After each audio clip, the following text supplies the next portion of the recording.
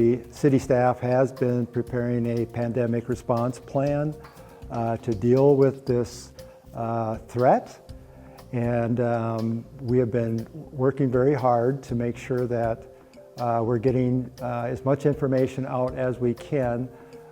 We've gone as far as to close City Hall to the public, just to protect everyone here, to protect our staff, and just protect other members of the public as well. So one of the things that I did is I met with my colleagues, other city administrators, city managers, to find out what they were doing once we saw that this imminent threat of the coronavirus pandemic was definitely a growing concern, and received some ideas there. And one of the things that they were looking at was closing down the City Hall to the public.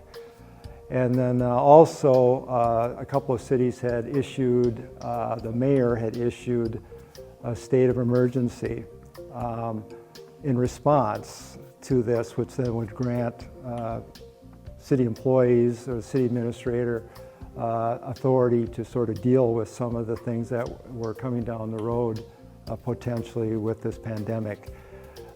We actually did recommend that to Mayor Rafferty. He did agree. He did issue a local state of emergency, which then the City Council affirmed. So we do have a local state of emergency in place as of now, and that included, of course, closing City Hall to the public. Also, staff has been preparing a pandemic response plan in order to address all the issues that we're going to have to be dealing with as far as protecting the public, protecting our staff. We're looking at providing them remote access. We do actually have a couple of employees now who are working off-site. We're trying to even get more employees working remotely, just to minimize the amount of contact here at City Hall. Obviously, this is a growing concern, this pandemic. It is an imminent threat, and we're taking this very seriously here at the city. We do want to assure residents, though, that we are still open for business. We're still providing many of the services we were before. There's some non-essential services that we've been looking at cutting back on simply because they are non-essential, but also public safety. They want to assure the public that they're still responding to calls and they're using the CDC guidelines as far as what that emergency response looks like. But they have had to cut back on some of their public safety services. But as far as responding to medical calls, obviously other calls made, they are doing that. Our residents should know that the manner in which we're providing public safety services has changed in response to this pandemic. We are taking all the necessary steps that we need to keep our community safe, but also to keep our public safety personnel safe as well by limiting their exposure whenever possible. And that might mean, rather than an in-person response to a non-emergency call, they may receive a phone call. Please be assured that we are responding to emergency medical calls using the CDC guidelines.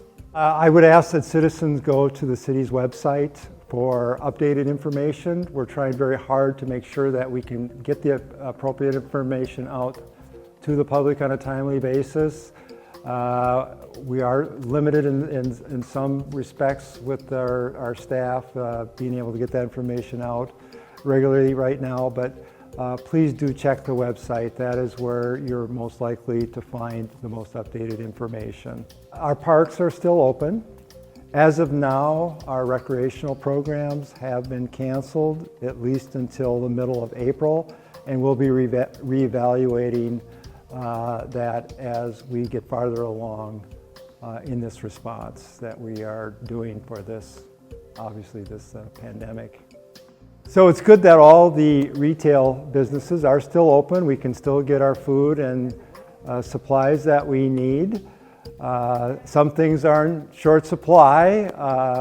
So hopefully you're not out there hoarding things that people need, like toilet paper, which has been very interesting. And that the concern we have there as staff is that if people don't have toilet paper, they may flush paper towels or wipes down the sanitary sewer system.